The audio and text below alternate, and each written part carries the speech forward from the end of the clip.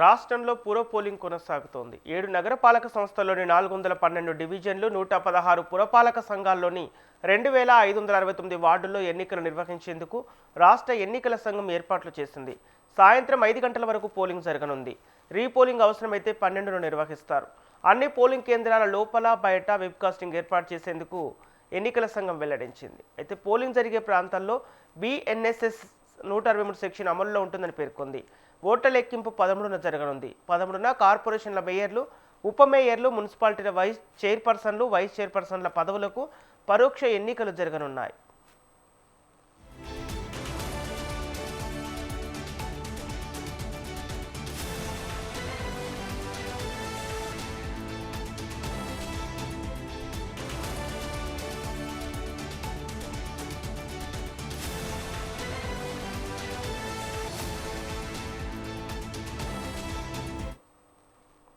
మొత్తం 7 నగరపాలక సంస్థల్లోని 414 డివిజన్లకు, 116 పురపాలికల్లోని 2582 వార్డులను ఎన్నికల నోటిఫికేషన్ వెలువడింది.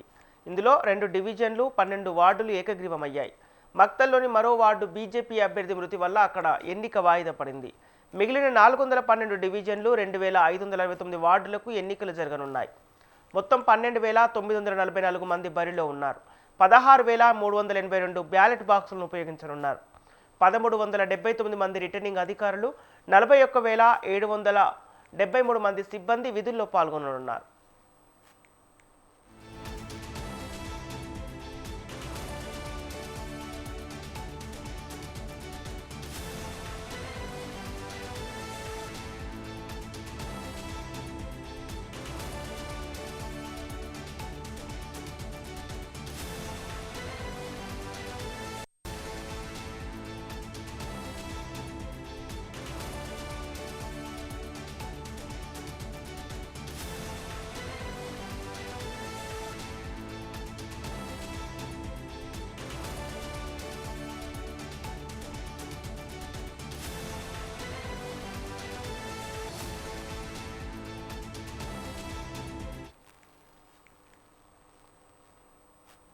రాష్ట్రంలో పుర పోలింగ్ కొనసాగుతుంది. 7 నగరపాలక సంస్థల్లోని 412 డివిజన్లు, 116 పురపాలిక సంఘాల్లోని 2569 వార్డుల్లో ఎన్నికలు నిర్వహించేందుకు రాష్ట్ర ఎన్నికల సంఘం ఏర్పాట్లు చేసింది.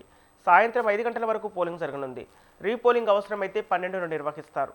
అన్ని పోలింగ్ కేంద్రాల లోపల, బయట వెబ్కాస్టింగ్ చేసేందుకు ఏర్పాట్లు చేసినట్లు ఎన్నికల సంఘం వెల్లడించింది. దీనికి సంబంధించిన పూర్తి డీటెయిల్స్ మా ప్రతినిధి అయ్యప్ప అందిస్తారు. అయ్యప్ప. ఉమ్మడి ఖమ్మం జిల్లాలో 7 మున్సిపాలిటీతో పాటు కొత్తగూడెం 60 డివిజన్ల కార్పొరేషన్కి అయితే ఈ రోజు పోలింగ్ జరిగింది. ఉదయం 7 గంటల నుండే తమ ఓటు హక్కును వినియోగించుకునేందుకు ఓటర్లు అయితే బారులు తీరారు. ఇటు ఖమ్మం జిల్లా 117 వార్డులకు కానీ, ఇటు కొత్తగూడెం 106 వార్డులకు అయితే ఎన్నికలు జరగనున్నాయి. ప్రశాంత వాతావరణం అయితే ఎన్నికలు అయితే నిర్వహిస్తున్నారు. అధికారులు అయితే ఇప్పటికే ఏర్పాట్లు చేశారు. వికలాంగులు కావచ్చు, వృద్ధులు కావచ్చు, ప్రత్యేక ఏర్పాట్లు అయితే చేశారు. ప్రస్తుతం మనం ఓటు హక్కుని ఇక్కడ ఓటర్లు అయితే వినియోగించుకున్నారు. చంటి బిడ్డలతో పాటు ఇక్కడ ఓటు హక్కును అయితే వినియోగించుకున్న పరిస్థితి అయితే ఉంది. ఇటు వృద్ధులకు కూడా ప్రత్యేక ఏర్పాట్లు చేశారు. తమ ఓటు హక్కును 7 గంటల నుండి 5 గంటల అయితే ఓటర్లు అయితే వినియోగించుకుంటున్న పరిస్థితి అయితే ఉంది. ప్రధానంగా ఆ సమస్య ప్రాంతాలను అయితే గుర్తించారు. ఇప్పుడు కొత్తగూడెం కార్పొరేషన్ పరిధిలో 125 సంస్థాత్మక ప్రాంతాలు అయితే గుర్తించారు. ఇటు సత్తపల్లి, కల్లూరు డివిజన్ కి సంబంధించినటువంటి 12 సంస్థాత్మక ప్రాంతాలు అయితే గుర్తించిన పరిస్థితి అయితే ఉంది. ప్రధానంగా 7 మున్సిపాలిటీలో ఇక్కడ పోలింగ్ అయితే జరగనుంది. ఇక కొత్త ఏర్పాటుగా మున్సిపాలిటీ కల్లూరు కావచ్చు, ఇటు ఏదులాపురం కావచ్చు. ఇప్పటికే ఏదులాపురంలో 33 వార్డులకు సంబంధించినట్టు ఒక ఏకగ్రీవం జరిగిన పరిస్థితి అయితే మరో 31 వార్డులకు అయితే ఎన్నికలు జరగనున్నాయి. ఇటు మధిర నియోజకవర్గం బట్టి విక్రమార్క స్వయంగా ఆయన పర్యవేక్షిస్తున్న అక్కడ ఉన్నటువంటి బీఆర్ఎస్ కి, కాంగ్రెస్ కి గట్టి పోటీ అయితే ఉండబోతుంది. తమ మట్టి విక్రమార్క ఓటు హక్కును అయితే మదిరిలో వినియోగించుకున్నారు. మిగిలిన మంత్రులు అయితే ఇక్కడ ఓటు హక్కులు లేకుండా అంటే పంచాయతీ ఎన్నికల్లో ఓటు హక్కును వినియోగించుకున్న పరిస్థితి అయితే ఏదైనప్పటికీ మొత్తం మీద కొత్తగూడెం చూసుకున్నట్టయితే 1,50,000 ఓటర్లు అయితే తమ ఓటు హక్కును అయితే వినియోగించుకున్నారు. ఇటు ఖమ్మం జిల్లా చూసుకున్నట్లయితే 1,50,000 వరకు ఓటు హక్కును వినియోగించుకున్న పరిస్థితి అయితే ఉంది.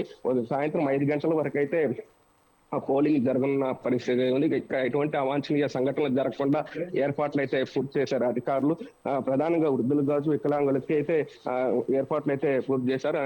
కొన్ని చోట్ల 144 సెక్షన్ అయితే అమలు చేసిన పరిస్థితి అయితే ఉంది. ఇప్పటికే 1500 మంది పోలీసు బందోబస్తు అయితే నిర్వహిస్తున్నారు. ఇటు ఖమ్మం జిల్లా చూసినట్టే భద్రాద్రి కొత్తగూడెం జిల్లా 2000 మంది సిబ్బంది అయితే పాల్గొన్న పరిస్థితి అయితే ఉంది. ఇటు స్వయంగా కలెక్టర్ రణదీప్ అయితే ఖమ్మం జిల్లా 7 మున్సిపాలిటీకి సంబంధించినటువంటి ఇటు కొత్తగూడెం కార్పొరేషన్లకు అయితే 60 మంది అభ్యర్థుల వార్డులకు కూడా కొన్ని సంస్థాగత ప్రాంతాల్లో అయితే పోలీసులు 144 సెక్షన్ అమలు చేసిన పరిస్థితి అయితే ఉంది. ప్రశాంత వాతావరణం అయితే పోలింగ్ జరుగుతున్న పరిస్థితి చూస్తున్నాం సంపత్. ఇప్పుడు పోలింగ్ సిబ్బందికి భద్రతా ఏర్పాట్లకు సంబంధించిన అప్డేట్స్ ఎలా ఉన్నాయి? పోలింగ్ సిబ్బందికి ముందే గైడెన్స్ ఇచ్చారు.